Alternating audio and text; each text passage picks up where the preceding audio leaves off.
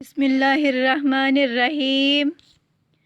دی educators برادری campus Gujarat جماعت پنجم مضمون اردو سبق نمبر 5 قائد ملت لیاقت علی خان ویڈیو نمبر 21۔ عزیز طلبہ و طالبات، آج ہم قائد ملت لیاقت علی خان کی پڑھائی کریں گے۔ اس کے بعد آپ سرے ورک بنائیں گے، املا نویسی اور الفاظ معنی تحریر کریں گے اور یاد کریں گے۔ پڑھائی کی جانب بڑھتے ہیں۔ قائد ملت لیاقت علی خان، قائد ملت کا مطلب ہے قوم کا رہنما۔ لیاقت علی خان 1 اکتوبر 1895 کو اتر پردیش ہندوستان کے ایک جاگیردار گھرانے میں پیدا ہوئے۔ آپ کے والد رکن الدولہ شمشیر جنگ نواب رستم علی خان تھے۔ آپ نے ابتدائی تعلیم اپنے گھر میں ہی حاصل کی۔ 1918 میں آپ نے علی گڑھ کالج سے گریجویشن مکمل کیا۔ اس کے بعد آپ اعلیٰ تعلیم کے لیے انگلستان چلے گئے۔ وہاں سے آپ نے قانون کی ڈگری حاصل کی اور پھر کچھ عرصہ یوپی میں وکالت بھی کی۔ آپ نے اپنی سیاسی زندگی کا باقاعدہ آغاز 1926 میں کیا۔ اس دوران قائد اعظم مسلم لیگ کے صدر بن گئے اور ان کی قیادت میں مسلم لیگ اپنا تاریخی کردار ادا کرتے ہوئے مسلسل آگے بڑھنے لگی۔ لیاقت علی خان بھی قائد اعظم کے شانہ بشانہ برصغیر کے مسلمانوں کے لیے الگ وطن کی جدوجہد میں مسلم لیگ میں شامل ہو گئے۔ انہوں نے جلد ہی اپنی صلاحیتوں سے پارٹی میں ایک اہم مقام حاصل کر لیا۔ آپ اس تحریک میں قائد اعظم کے بعد مقبول ترین رہنما تھے۔ قائد اعظم نے لیاقت علی خان کی صلاحیتوں کا اعتراف کرتے ہوئے فرمایا، لیاقت علی میرا دایاں بازو ہیں۔ انہوں نے فرائض کی انجام دہی میں دن رات ایک کر دیے ہیں۔ وہ اگرچہ نوابزادے ہیں لیکن ایک عام انسان کی طرح کام کرتے ہیں۔ 1946 میں آپ پنڈت جواہر لال نہرو کی کابینہ میں بطور وزیر خزانہ شامل ہوئے۔ ہندوؤں کا خیال تھا کہ مسلمان یہ عہدہ سنبھال نہیں پائیں گے اور بری طرح ناکام ہوں گے۔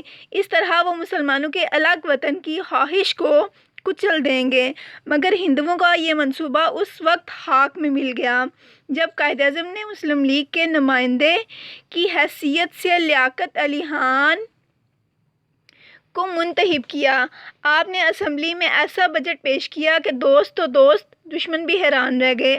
آپ کا یہ بے مثال بجٹ غریب آدمی کا بجٹ کے نام سے مقبول ہوا۔ 14 اگست 1947 کو پاکستان کی آزادی کے بعد آپ پاکستان کے پہلے وزیر اعظم منتخب ہوئے، جبکہ قائد اعظم نے گورنر جنرل کا عہدہ سنبھالا۔ وزیر اعظم بننے کے بعد آپ نے اپنی اعلیٰ قابلیت اور تعلیمی صلاحیتوں کا بھرپور استعمال کیا۔ دوسرے ممالک کے ساتھ دوستانہ تعلقات قائم کرنے میں آپ نے بہترین کردار ادا کیا اور پاکستان کی تعمیر و ترقی اور اسے اپنے پیروں پر کھڑا کرنے کے لیے انتھک جدوجہد کی۔ قائد اعظم کے انتقال کے بعد آپ نے قوم کی بہترین رہنمائی کی۔ قرارداد پاکستان کی منظوری آپ کا ایک عظیم کارنامہ ہے۔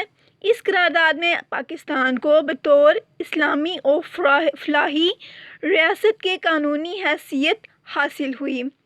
لیاقت علی خان کی شادی ایک عیسائی خاتون مس پنت سے ہوئی جنہوں نے شادی سے پہلے اسلام قبول کر لیا تھا۔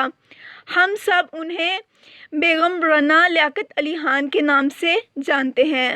رانا لیاقت علی خان نے بھی پاکستان کی تعمیر و ترقی اور خواتین کی فلاح و بہبود کے لیے گراں قدر خدمات سر انجام دیں۔ 16 اکتوبر 1951 کو آپ نے راولپنڈی میں ایک جلسہ عام سے خطاب کرنا تھا۔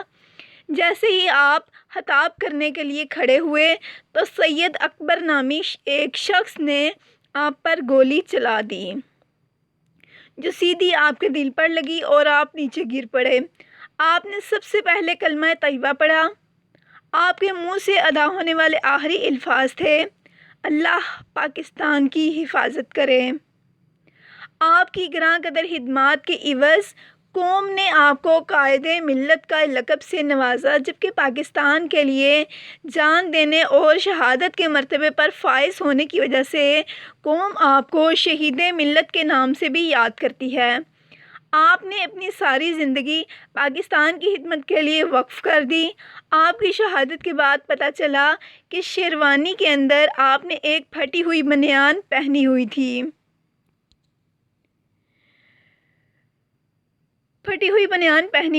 جبکہ اس وقت آپ پاکستان کے وزیر اعظم تھے۔ آپ جیسے بلند پایہ اخلاق اور اقدار کے لوگ شاید کہیں صدیوں میں پیدا ہوتے ہیں۔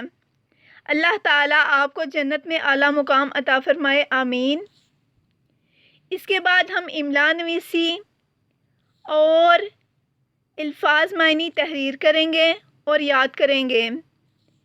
اس کے بعد ہم ڈائری کی جانب بڑھیں گے۔ جماعت پنجم، مضمون اردو، ڈائری، سبق نمبر 5، قائد ملت لیاقت علی خان، سر ورک پڑھائی، املا نویسی اور الفاظ معنی تحریر کریں اور یاد کریں۔ شکریہ۔